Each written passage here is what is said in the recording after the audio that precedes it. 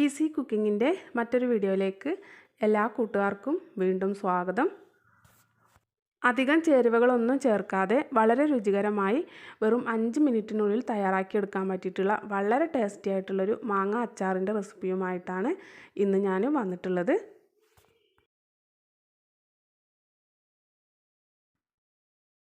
അതിന് വേണ്ടിയിട്ട് ഞാനിതവിടെ ഒരു 6 മാങ്ങ എടുത്ത് വെച്ചിട്ടുണ്ട്. ഇത് നല്ലപോലെ കഴുകി നന്നായിട്ടൊരു ടവൽ വെച്ച് തുടച്ച് ഉണക്കിയതിന് ശേഷം നമുക്ക് ഈ ഒരു രീതിയിലൊന്ന് കട്ട് ചെയ്തെടുക്കാം. ഈ അച്ചാറിൽ നമ്മൾ വെളുത്തുള്ളിയോ ഇഞ്ചിയോ പച്ചമുളകോ ഒന്നും ചേർക്കുന്നില്ല കേട്ടോ. അതൊന്നും ഇല്ലാതെ തന്നെ ഈ അച്ചാർ കഴിക്കാനായിട്ട് അടിപൊളി ടേസ്റ്റാണ് കേട്ടോ.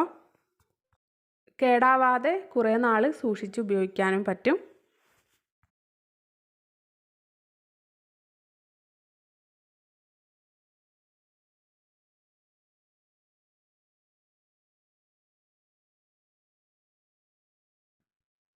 അങ്ങനെ മാങ്ങയെല്ലാം ഞാൻ ഈ ഒരു രീതിയിൽ കട്ട് ചെയ്ത് എടുത്തു വെച്ചിട്ടുണ്ട്.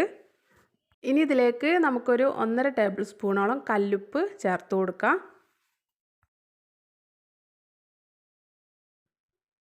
കല്ലുപ്പ് ചേർത്ത് കൊടുത്തതിന് ശേഷം ഇതുപോലെ നന്നായിട്ടൊന്ന് കുടഞ്ഞെടുക്കുന്നുണ്ട്.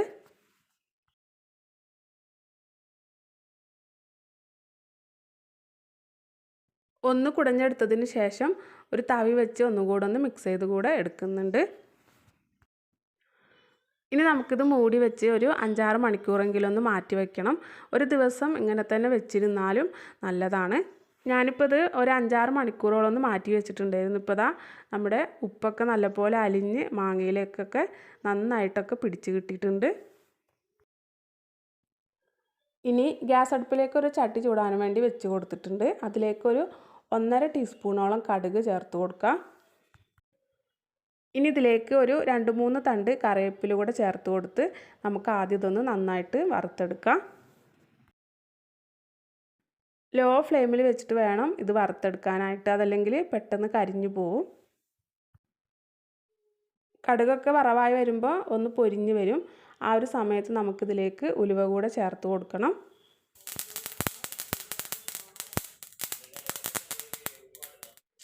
ഇതിലേക്ക് ഇനി ഒരു 1/4 ടീസ്പൂണോളം ഉലുവ കൂടെ ചേർത്ത് കൊടുക്കുന്നുണ്ട്.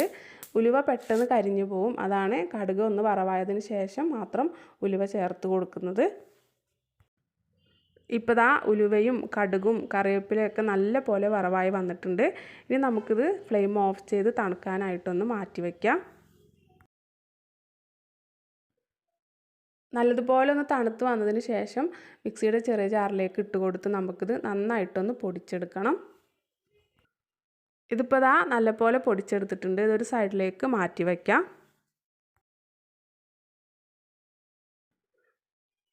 ഇനി ഒരു ചീനച്ചട്ടി ചൂടാക്കി അതിലേക്ക് ഒരു 3 ടേബിൾ സ്പൂണോളം നല്ലെണ്ണയാണ് ഒഴിച്ചു കൊടുക്കുന്നത്. നല്ലെണ്ണ നല്ല പോലെ ഒന്ന് ചൂടായി വന്ന് കഴിയുമ്പോൾ ഇതിലേക്ക് ഒരു ചെറിയ കഷ്ണം കട്ടക്കായം ചേർത്ത് കൊടുക്കാം. കായപ്പൊടിയാണ് നിങ്ങളുടെ കയ്യിലുള്ളതെങ്കിൽ ലാസ്റ്റ് ചേർത്ത് കൊടുത്താൽ മതി. കട്ടക്കായം ചേർത്ത് കൊടുത്തതിന് ശേഷം ഫ്ലെയിം ഓഫ് ചെയ്യുക. പിന്നീട് എണ്ണയുടെ നല്ലൊരു ചൂടൊന്ന് പോയി വന്നതിന് ശേഷം നമുക്കിതിലേക്കൊരു 2.5 ടേബിൾ സ്പൂൺ മുളക് പൊടി ചേർത്ത് കൊടുക്കാം. ശേഷം നമ്മൾ പൊടിച്ച് മാറ്റി വെച്ചിരുന്ന കടുകിൻ്റെയും ഉലുവയുടെയും കറിവേപ്പിലിൻ്റെയും ഒക്കെ കൂട്ടുണ്ടല്ലോ, അതും കൂടെ ചേർത്ത് കൊടുക്കാം. നന്നായിട്ടൊന്ന് മിക്സ് ചെയ്തെടുക്കുന്നുണ്ട്. തീ കത്തിക്കേണ്ട ആവശ്യമൊന്നുമില്ല കേട്ടോ.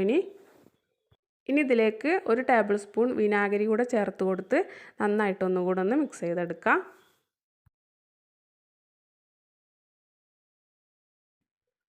പിന്നീട് നല്ല പോലെ തണുക്കാനായിട്ടൊന്ന് മാറ്റി വയ്ക്കുക. അപ്പോൾ ഇത് കണ്ടോ, നമ്മുടെ മിക്സിങ് നല്ലൊരു കുഴമ്പ് രൂപത്തിലായിട്ടുണ്ടാവും. ഈ ഒരു സമയത്ത് നമ്മൾ കല്ലുപ്പിട്ട് മാറ്റി വെച്ചിരുന്ന മാങ്ങ ഉണ്ടല്ലോ, അത് ഇതിലേക്ക് ചേർത്ത് കൊടുത്ത് നല്ല പോലെ ഒന്ന് മിക്സ് ചെയ്തെടുത്താൽ നമ്മുടെ വളരെ ടേസ്റ്റി ആയിട്ടുള്ള പെട്ടെന്ന് റെഡിയാക്കി എടുക്കാൻ പറ്റിയിട്ടുള്ള മാങ്ങ അച്ചാർ ഇവിടെ റെഡിയാവും. വളരെ സിമ്പിളായിട്ട് ഉണ്ടാക്കിയെടുക്കാൻ പറ്റിയിട്ടുള്ളൊരു അച്ചാറാണ് കേട്ടോ ഇത്. എന്നാൽ നല്ല ടേസ്റ്റുമാണ് ഇത് കഴിക്കാൻ.